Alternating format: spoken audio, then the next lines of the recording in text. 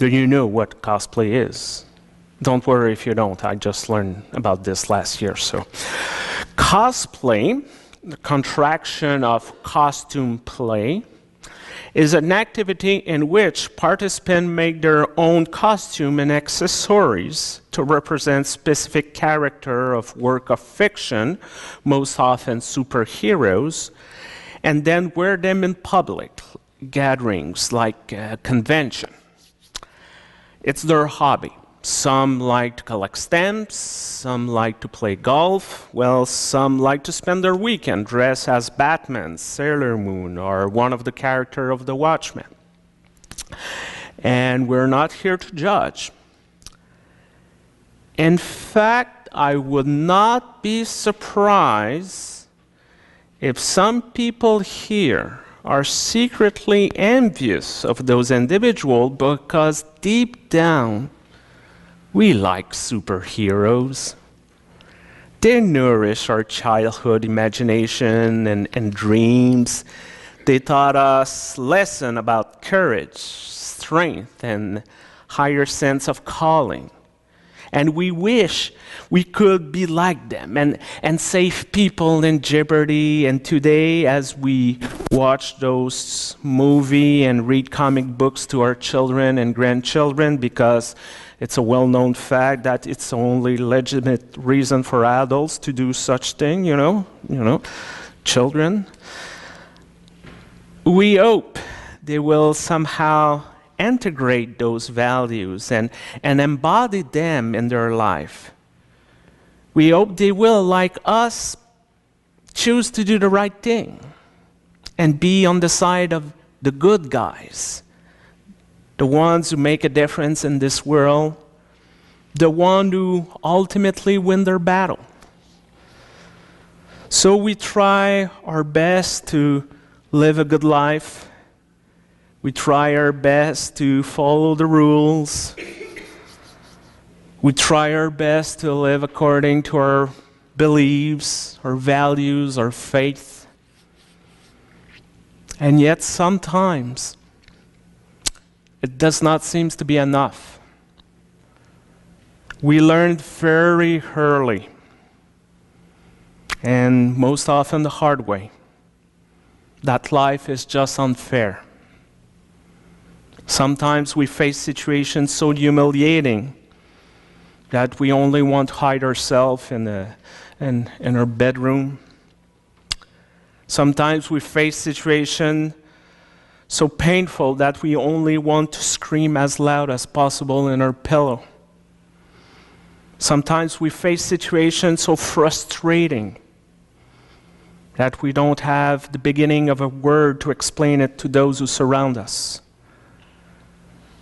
Out of rage, anger, despair, we only ask, why is it so? Why it has to be so hard? Why I'm suffering here because I have done nothing wrong?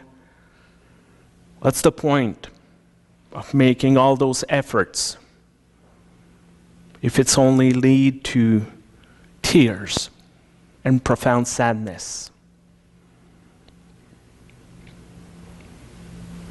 And then out of nowhere, a passage from the letter of the Hebrew emerges, a letter written to people who lived and died about 2,000 years ago and still yet capture the reality we all have to face at one point or another in our lives. And like a good prosecutor in a court of law, the author builds his argument by dressing a powerful list of superstar witnesses, icon of the past of God's people, giant of Israel history, exemplar of faith, nothing short than spiritual superheroes. And in this long litany of name, everyone who relied on God's promises since the time of Moses is present. King, judges, prophet, prostitute, soldier, name them, they are here in this list here.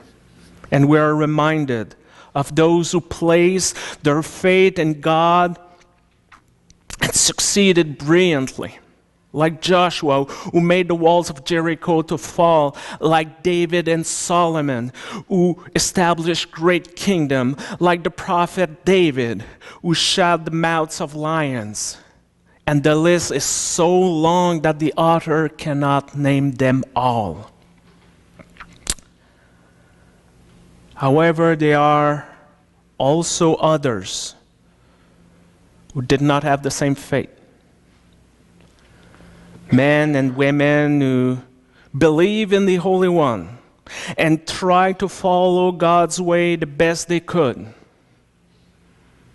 And yet, they were tortured. Some faced jeers and flogging, while others were chained and put in prison. They were stoned, they were signed to, they were put to death by the sword. They went about in sheepskin, goatskin, destitute, persecuted, mistreated. They wandered in deserts and mountains and caves and holes in the ground. Here we cannot accuse the author of the letter to Hebrew to try to sugarcoat the past of God's people and try to make it nice. There has been people of great faith who did not receive during their lifetime what was promised to them. So what's the point here?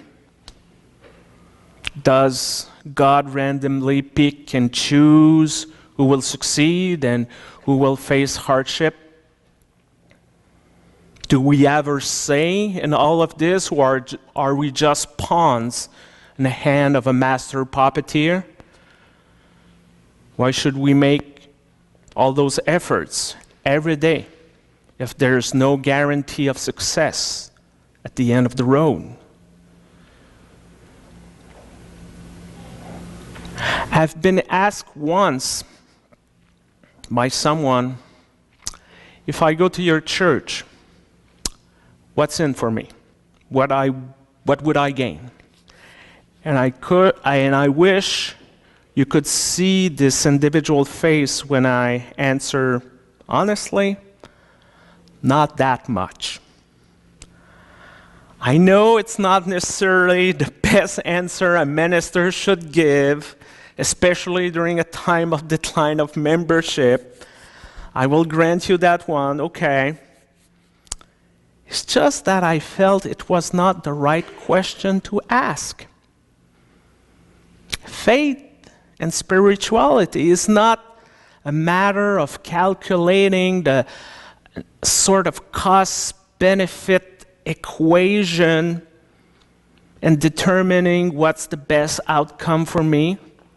Religious practice does not secure God's special favor for us or for our loved one. Following the ways of Christ does not necessarily bring success, happiness, and prosperity. What we do here this morning will not assure us that we will escape all the hardships of life, because regardless of our prayers, our hymns, all the sermons we can write or hear, we will face difficult times. There will be moments where we will be challenged, when we will stumble, when we will fall, when we will suffer for no good apparent reason. There will be moments when it will be simply unfair. So what about the promises God made us? Why does God not seem to be able or willing to keep them? Well, once again, maybe we're asking the wrong questions. Maybe we should begin to ask, what does God promise us after all?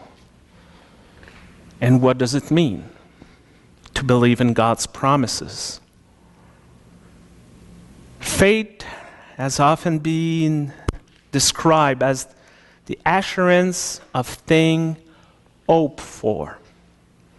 the conviction of things not seen yet. Faith is holding into something that has been proclaimed but not yet fulfilled. It is trusting that something might happen even though all the signs seem to point in another direction. Faith helps us to move to what is our current situation in order to envision what could be our lives with God's help.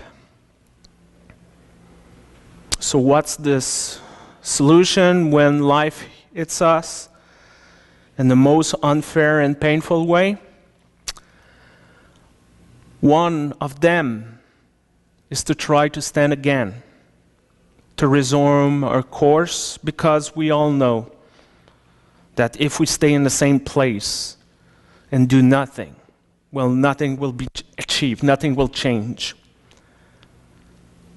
One way to do it, when we are really struggling, when we're perplexed, when we're confused, is to go back to our core beliefs, what is essential for us, what is the ultimate outcome we're aiming for. We try to focus on what is really important, where we want to go, what we want to achieve, what kind of life and world, what kind of world we want to live in. So we set our eyes on the ultimate goal for our journey. And the author of Hebrew reminds us that we're not alone in this. We move alongside a cloud of witnesses, as the text says, who are on the similar road than us. We move forward, keeping our eyes on Jesus, not because necessarily he's the perfect Son of God, but because he already traveled this path ahead of us.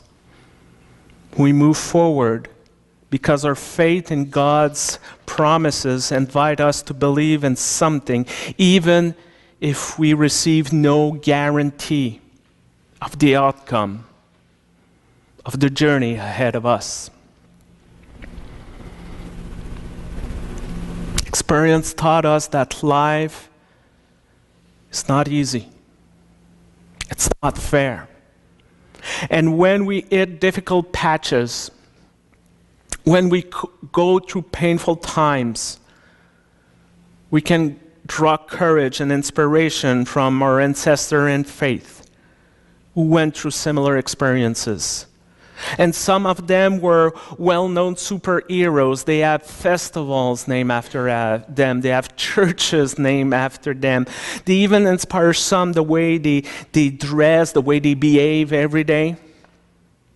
And there's also others who are unsung heroes of ordinary life, who face desperate circumstances of suffering alone in total anonymity. And the point that unites them all, the point that unites them with us, is their willingness to trust in a God who always remained at their side, who always help us to rise up, who invite us to constantly to walk toward a better future. These women and these men taught us that God's promises, it's not about outcome, it's not about results, it's not about guarantees, but about what we learn during our faith journey. It's all about the principle, the values, the beliefs we keep with us, regardless of the event of our lives. Amen.